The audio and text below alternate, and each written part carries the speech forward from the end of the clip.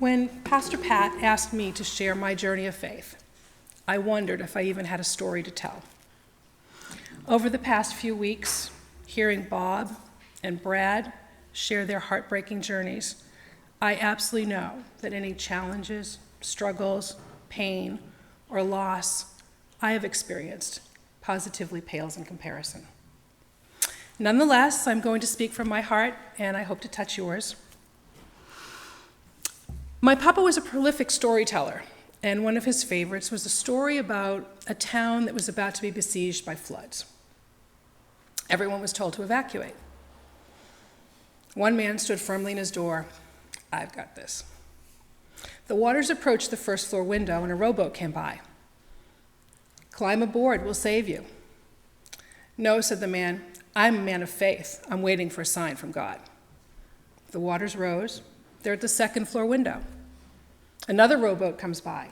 "Climb aboard, we'll save you." "I'm a spiritual man. The Lord is calling. I'm waiting for his message." The waters crest the roof, and the man is clinging to his chimney. A helicopter comes by, drops a ladder. "Climb up the ladder, we'll save you." He shouts back, "I believe in God. God will send me a sign." And sure enough, the man perishes in the flood. There he is in heaven before God, and he's angry. "God," he says, "all of my life I have been your faithful servant, and in my desperate hour of need, you let me down." And God looked at him and said, "Let you down? I sent you 2 rowboats and a helicopter." How often do we not see the signs or hear God's voice? It's been my observation that people don't hesitate to reach out to God in times of trouble or despair. "Please, God, help me."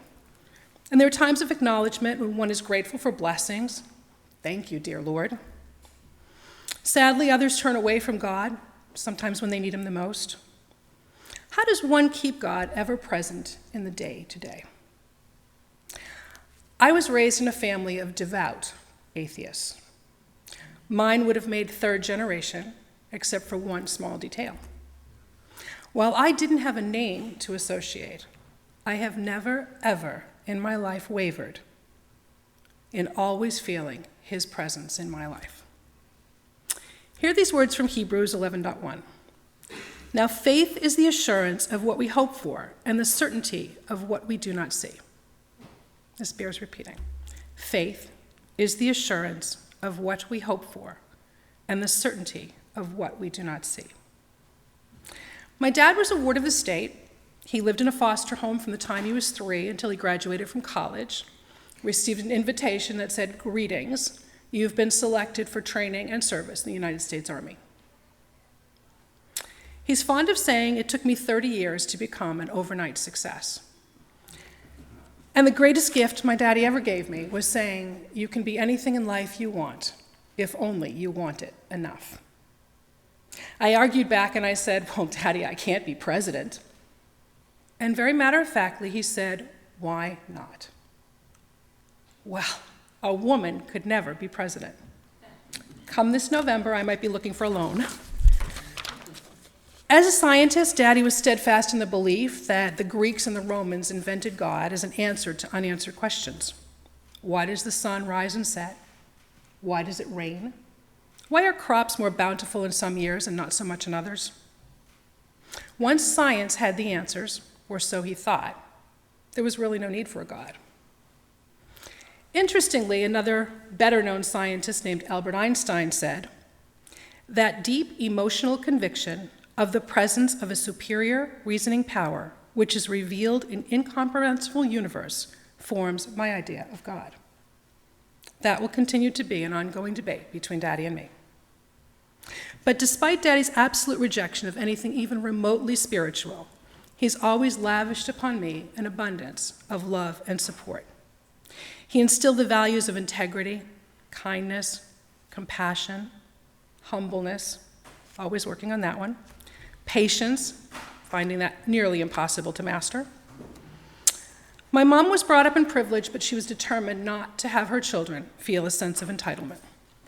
While there was nary a mention of God, faith, or religion, my mom saw her role as raising my brother and me, I was the challenging one, to grow up as responsible adults and go into the world good people with impeccable manners, excellent form, the highest moral character, a solid work ethic, and to only have our name in print for birth, marriage, and death. Faith by Webster's is defined as belief and strong conviction. My mom has always believed in doing right, and she adheres to the principles of her convictions. Is that not, in essence, faith? I think my mom may be evolving these days.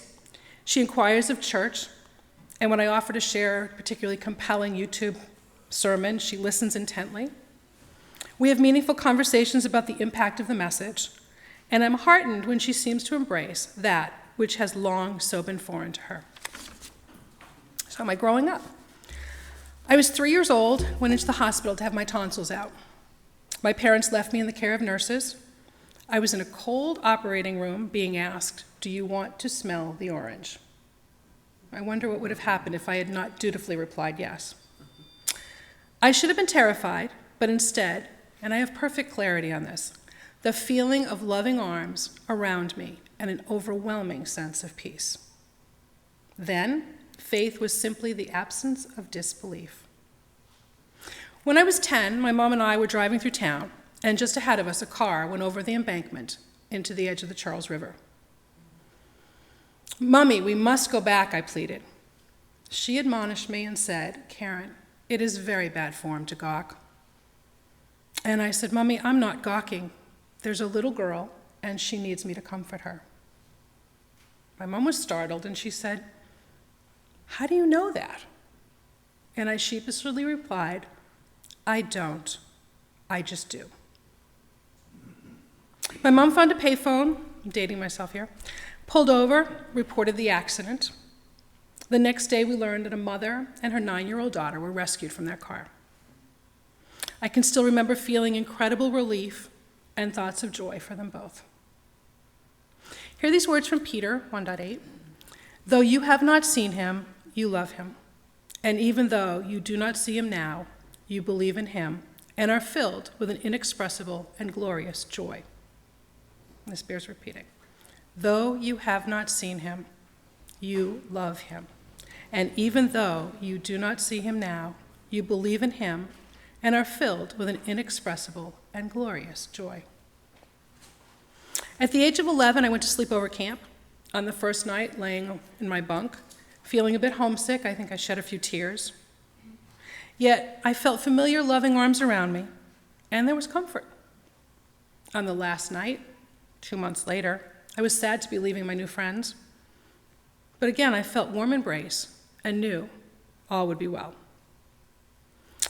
Bishop T.D. Jakes said, "Resist your fear. Fear will never lead you to a positive end. Go for your faith and what you believe." At the age of 18, I met a boy. It's always about a boy. And searching for spirit in a more tangible form, I briefly engaged with him at church. Now, this was a Catholic church.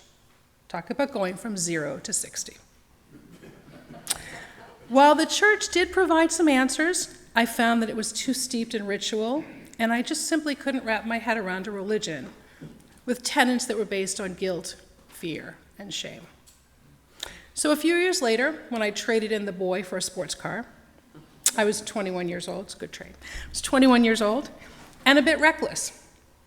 One night, driving down Route 128 to visit yet another boy on Cape Cod, my car reached 100 miles an hour. Suddenly, I lost control, and I can truly say that at that very moment, I knew what it feels like just before you die. But in a split second, something miraculous happened. And I can say with absolute conviction that Jesus took the wheel. Back on the road, safe, I was given another chance. God had a purpose for me, and I simply needed to follow him to find it. The Reverend Dr. Martin Luther King Jr. said, "Faith is a living, daring confidence in God's grace, so sure and certain that a man could stake his life on it 1,000 times. And so I did. 6 years later, I told my parents I was going to marry Philip Holt. He was 25 years older than I, and my mom said, "You're going to be a very young widow." My response? I would rather have a short time of something magical than a lifetime of nothing special. We were married on November 23rd, 1985. Soon after, my sister-in-law gifted me a subscription to the Daily Word. I read the lesson almost every day. A friend introduced me to a very compelling book, Many Lives, Many Masters by Brian Weiss. And I felt at that time I had magic, I had spirit, and while not formally attending church, I was walking with God. You see, I believe the seeds of faith are not necessarily found in a church. They're planted within each of us, and the question is, what will I do today to nourish, nurture, and make them flourish? So, life was wonderful, and I don't mean to imply it was idyllic. There were definitely bumps along the way. At the age of 38, I discovered I was expecting. I told Philip, "We're going to have a change of life, baby." And he looked at me and said, "You're not that old." And I said, "No, it's going to change our lives." Leaving the hospital after the miscarriage, I was terribly saddened. But once again, the loving arms of God were wrapped around me, and a voice was saying, "There is something far more important I need for you to do." Philip was diagnosed with Lewy body disease in 2001 after a relentless pursuit for answers. The prognosis from inception was 4 to 6 years, and we were already behind. Friends said to me, "You must be so angry with God." I was startled. Why would I be angry with God? God did not make Philip sick. God knew Philip would take ill, and he entrusted me to care for him. Throughout those 6 years, I sought out God quite often for strength, for courage, for patience. Certainly, this was a test of faith. One can think of few who have been tested more than Rose Kennedy. And in her words, "I've come to the conclusion that the most important element in human life is faith." While in agreement with Mrs. Kennedy, I might add to that love and hope. After Philip passed, I said, "Lord, I've done what you needed me to do. I'll just bide my time and wait for you to call me." But my lessons were far from learned and my purpose not yet served. He had other plans. A year and a half later, on Valentine's Day, I met Scott. We bonded over our shared losses, my Philip and his beloved Gail. Love grew, and a year later, on February 14th, 2009, we were happily married. I truly do not know why I have been so incredibly blessed. To have yet another opportunity, the love of a wonderful man, a great family, the dearest friends, a job that sustains me, are indeed special gifts for which I will eternally be grateful. My papa was known for clipping articles from newspapers, magazines, or copying sayings and quotes upon which he came. You could see it peppered in my words. He would place these little sayings in envelopes with a small card taken from the pile that he had picked up at the florist, and was always signed in big letters, "Love, Papa." He would regularly send these tidbits to his children, his grandchildren, his family and friends. When he passed about 21 years ago, I received the last envelope he had prepared. It contained a personal message starting out, "Cookie. Papa had 6 grandkids, couldn't remember our names, we all became Cookie." The note read, "I have always tried to live by this motto. Keep it, read it often, and whenever you can, put these words into practice." Framed and placed in my dressing room, I read it every day. I continue to do so. I'm endeavoring to make Papa proud. Last November, I was humbled to be welcomed into this beautiful church family. The very Sunday I joined the church, I discovered on the back of the program this quote: "Do all the good you can, in all the ways you can, to all the people you can, in every place you can, at all the times you can, as long as ever you can." Little did my papa know, being an atheist, how profoundly John Wesley's words would impact my life and spirit. So, while it took many years for me to know God by name, and I will spend a lifetime learning my lessons, I have always known his grace. For me, there's no better peace than to feel God's grace, his presence in all that I am and all that I do. And so I'll close by saying, my arms are around each of you with the prayer that in faith you may feel his love throughout your everyday lives. Thank you. Amen.